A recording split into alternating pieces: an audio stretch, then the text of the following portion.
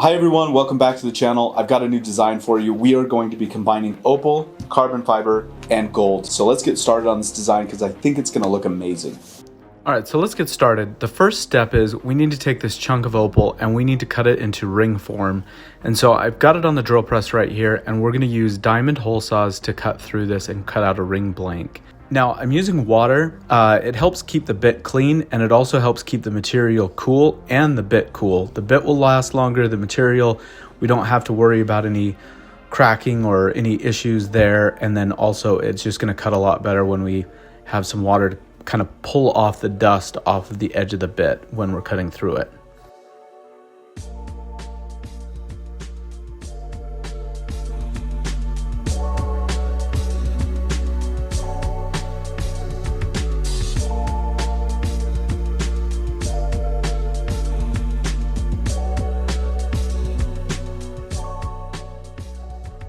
And then we have our first piece. This is the opal blank, and that thing looks amazing, and it hasn't even been turned into a ring yet, so I'm really excited about this. All right, so now we have the carbon fiber blank. We're gonna skip the drill press on there. We've done that a million times, so we're just gonna show you the carbon blank. I use some really fat carbon fibers, so you can see how thick this thing is.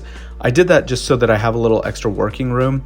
Instead of using like a narrow piece, I wanted something that had a little bit more width so I can add to it, make everything symmetrical, and then I'll cut it down later.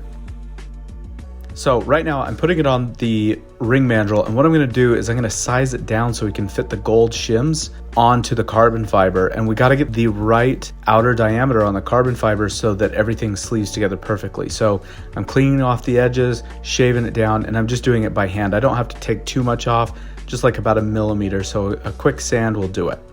And it fits perfect. We got a nice test fit. Gold fits in there great. Next step, let's go. We're going back to the opal. We're gonna put this on the inside of the jaws, and we're gonna start sizing the inside of the opal so that it sleeves over the carbon fiber as well. This is a multi-part ring, and we need to make sure every piece fits together perfectly so this ring comes out incredible. So what I have here is a boring bar with a carbide bit on the end, and I'm just slowly taking off a little bit of material each pass. Not huge deep cuts. I don't need to go too far, just need to make sure we can get the carbon fiber to sleeve in there perfectly. All right, now that we've got that, we actually have another carbon fiber part, and this is gonna be for the outside, and I'm just gonna use the Dremel to shave this out just a tad. All right, so next up, we've got the opal again on the inside of the jaws. We have to true it, and then we're gonna cut off a blank. And opal, when you're cutting it, you can't use just any bit to cut this stuff. We're using a diamond cutoff wheel on a Dremel that's mounted on the lathe. And so first we're gonna face it, like you can see here, and then we're gonna move over and we're actually gonna cut off a shim. So it's kind of like a parting tool, except for we're using a diamond blade to do that.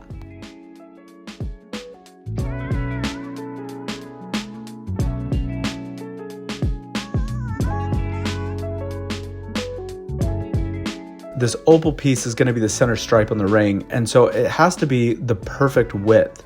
And I cut it a little big on purpose because you can remove material by hand, but you can't necessarily add material back to it. So what I'm going to do is hand sand this down to the right width, the right thickness for that stripe. I don't want it to be too big because then we end up with a really, really broad ring, and I don't want it to be too small because we want to be able to see the opal and have that be featured on the ring as the centerpiece.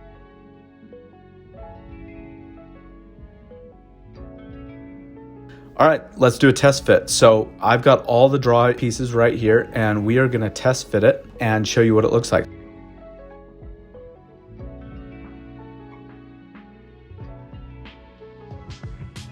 Now that they're all put together, it's time to glue them up. So I'm gonna mix up the part A and B Astrotech epoxy. We wanna use epoxy in this situation because it's gonna bond this together for life.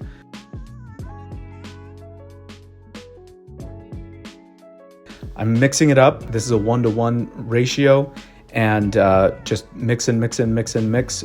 I always mix about 3 times as long as I think I need to, just to be safe. And then it's ready to be applied to the parts. So this part gets a little messy. I take the epoxy and I'm gonna put it on each individual piece, and I'm gonna try to make sure that I'm putting it on the part that's going to be contacting the other parts so that we have a nice bond between all parts. But I'm trying to not make as much of a mess as I can, but it's still going to just be messy. There's going to be epoxy everywhere when this is all done. We'll clean it up, but I'm trying to be as clean as I can, I promise.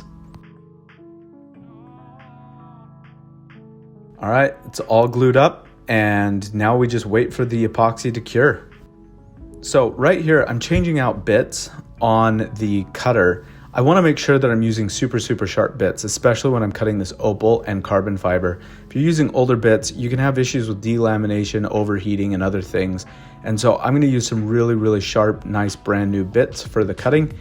And that way, this whole process is going to go a lot smoother. The last thing I want to do is, take a shortcut and just use a dead bit and have the whole thing come apart on me. That would be the worst. All right, so I've got it in the lathe. We've got to cut it down because, as you probably remember, this thing was super wide.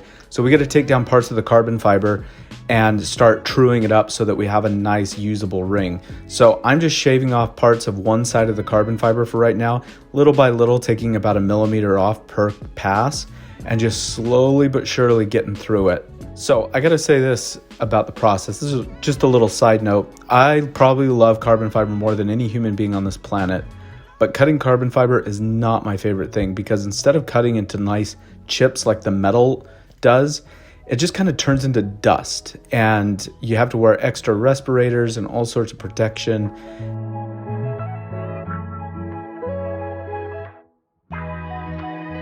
All right, there you have it. I got it knocked down to a much more reasonable width, and I'm gonna kind of just sand it and clean it up, clean up the inside, take out any epoxy that's on the inside, and we're gonna flip it around and do the same thing on the other side.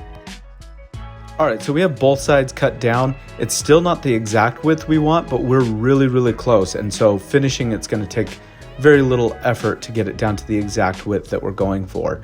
Right now, what we wanna do is put it on the mandrel. We wanna knock down that high spot, that center opal piece.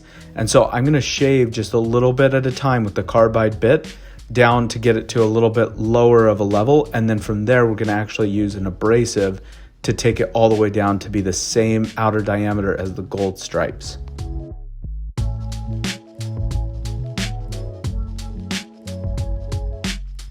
And now we are going to do the finishing on shaving down the carbon fiber to the right width.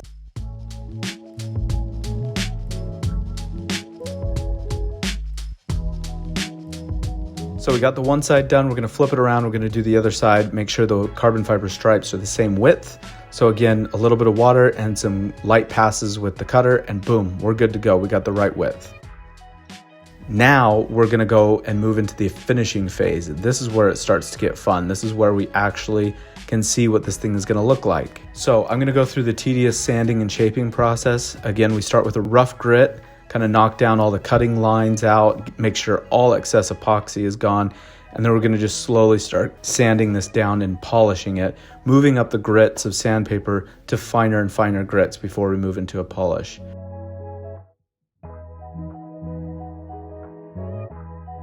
The opal looks incredible. I'm really excited how this is gonna look when it's all finished. Before we can finish it though, we still have to size the inside and sand and shape the inside before we have a finished ring. So I threw a little bit of tape to protect it. I put it in the jaws of the lathe again, and we're gonna start machining out the inside till we get it to the right inner diameter for the ring size that we're going for.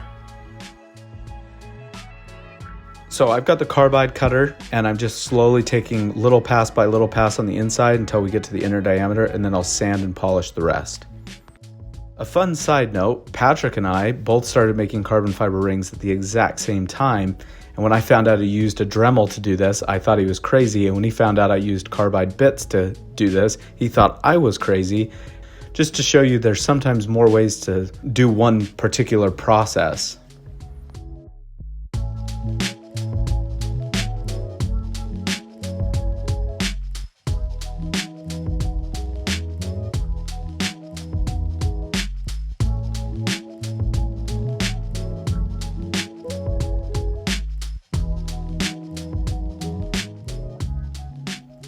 All right, so we got the inside sanded and polished. Same process that we did on the outside. We got a nice gloss finish. It'll have a nice comfort fit to it. It's gonna just feel really great to wear.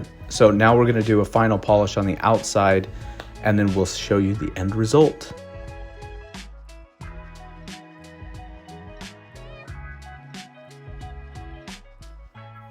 And there you have it. It looks absolutely incredible.